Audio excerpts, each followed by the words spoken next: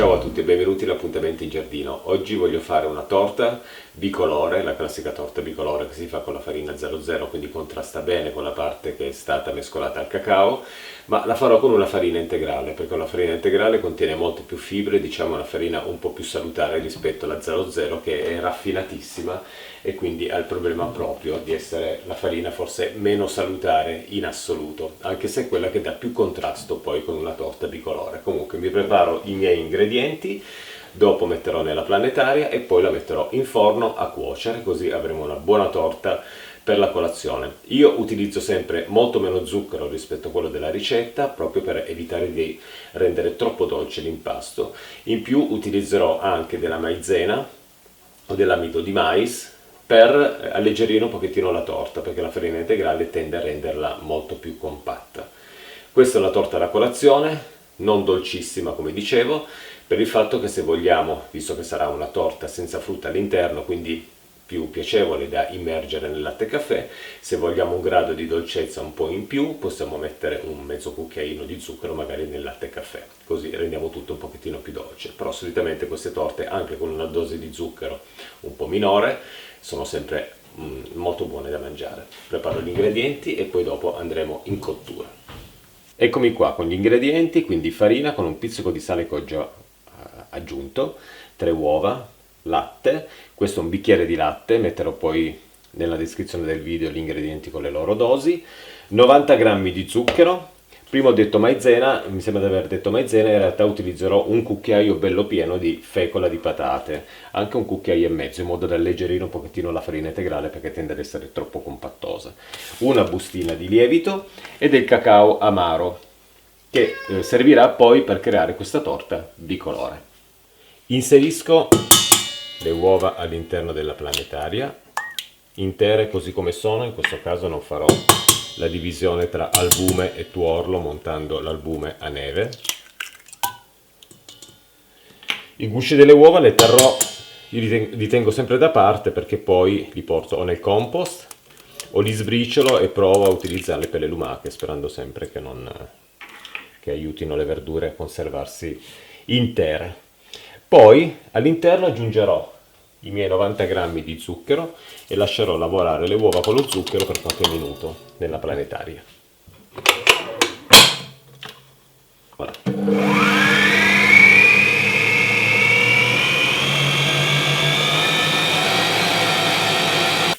Vado adesso ad inserire la farina all'interno del contenitore della planetaria, pian piano, delicatamente. La farina io l'ho setacciata, ho già aggiunto all'interno il lievito, ho setacciato anche il lievito insieme e in più ho aggiunto il mio cucchiaio bello abbondante di fecola di patate, quindi tutto adesso nella planetaria.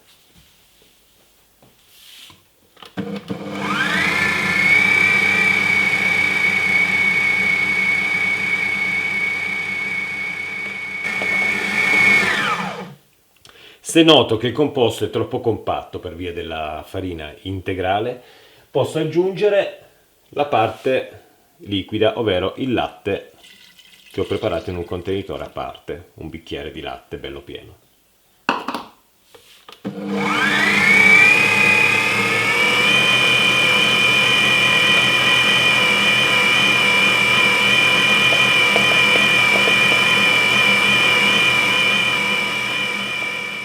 Una volta preparato il composto andrò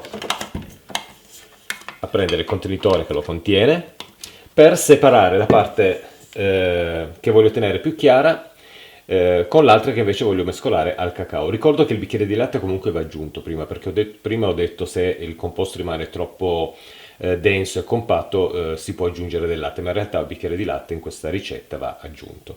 Quindi adesso vado a mescolare con il cacao una parte del composto ottenuto per questa torta bicolore per la colazione.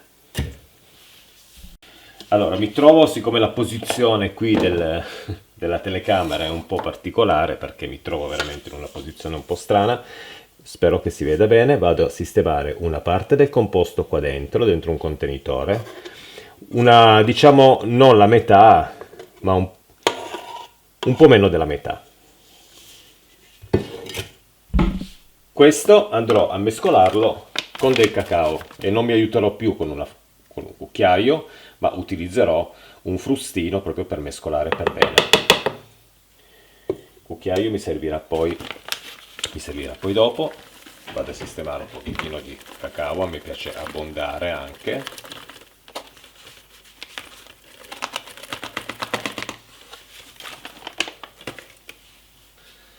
Io come frustino uso proprio le fruste della macchinetta, quella manuale, per poter fare le torte quando non si usa la planetaria.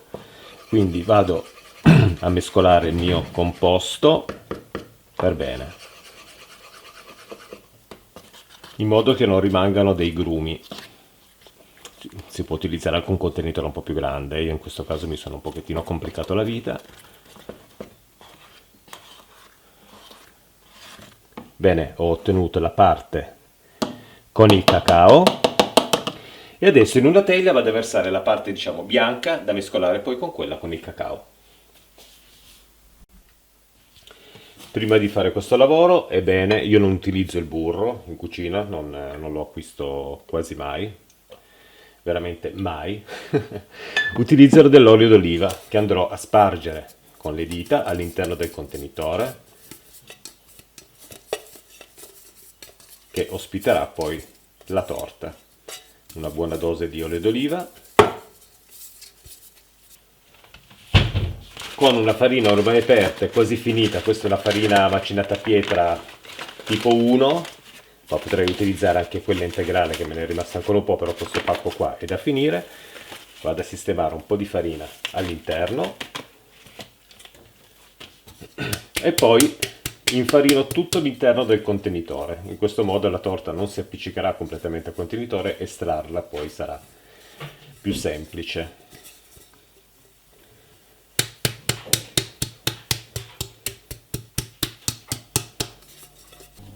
Bene, come si può sentire dal rumore, ho acceso il forno, il fornetto. Io utilizzo un fornetto in modo che possa essere a temperatura quando ho finito tutte queste operazioni. Adesso arriva la parte più divertente, ma anche quella un pochettino forse più delicata, perché bisogna sistemare la parte che rimarrà più chiara nel contenitore della torta, in questo modo.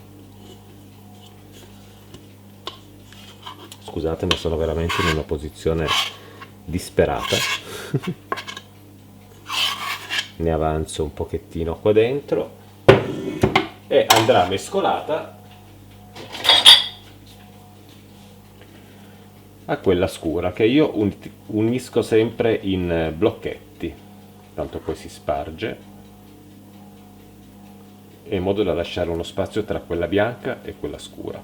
Ricordo sempre di non toccare mai le pareti del contenitore, magari uno schizzo, delle gocce di composto, in quella parte lì quando la torta comincia a crescere poi si ferma, e quindi è bene mantenere sempre la parete del contenitore sempre assolutamente pulita. Adesso aggiungo, ma mi giro dall'altra parte perché altrimenti non riesco a lavorare bene.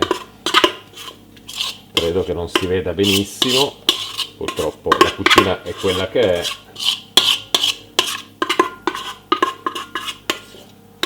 Dovrei fare tutto in un piano di lavoro diverso.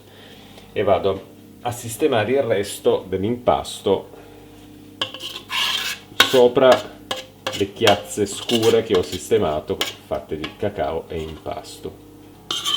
Così poi al di sopra vado a sistemare ancora quello che rimane del cacao. In questo modo. E poi aggiungo il resto.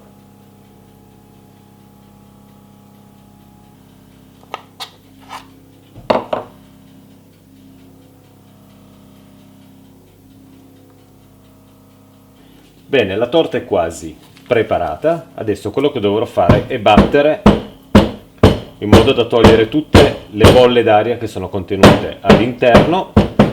In questo modo dovrei far crescere la torta in maniera omogenea. A questo punto vado a infornare la mia torta.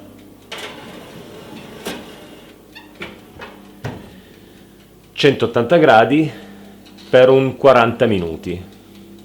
io utilizzo anche una ventilazione nel forno e con la cottura su entrambi, perché questo forno cuoce sia sotto che sopra, ha le barre di cottura sia sotto che sopra, le lascerò accese. Poi quando vedrò che sopra la torta, dopo una mezz'oretta, diciamo 20 minuti, la torta sopra comincia piano piano, è cresciuta, comincia piano piano a colorarsi, staccherò la cottura al di sopra e lascerò soltanto quella al di sotto, in modo che cuoce bene la base della torta, che solitamente è quella che tende a rimanere sempre un po' meno cotta. Si fa poi la prova dello stecchino per vedere se è tutto a posto e la lascio cuocere.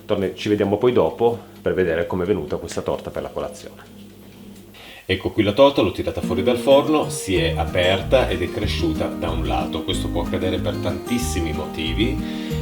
Io credo che sia dovuto al mio fornetto, che è un fornetto acquistato in un discount veramente a pochissimo prezzo, e quindi me ne accorgo anche per altre pietanze che la cottura non è mai totalmente omogenea, però finché non acquisterò un nuovo forno qui in casa devo utilizzare quel fornetto. Potrebbe essere dovuto anche al tipo di impasto, questo è un bicolore e quindi magari quello con cacao ha una consistenza diversa dal resto dell'impasto e quindi magari creare degli squilibri.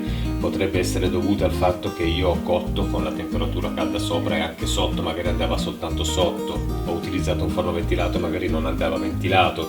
Insomma, ci sono tante cose, noi sperimentiamo in cucina fino ad ottenere poi un prodotto che sia anche esteticamente bello. Ma questa torta, anche se non è proprio esteticamente perfetta, a me la perfezione, l'ho già detto tante volte nel canale Appuntamento in Giardino, che io della perfezione non me ne faccio nulla. Per me le cose importanti è che il risultato si raggiunga, e poi anche se esteticamente non è proprio il massimo, l'importante è che sia buono da mangiare per quella che riguarda magari una torta, come in questo caso.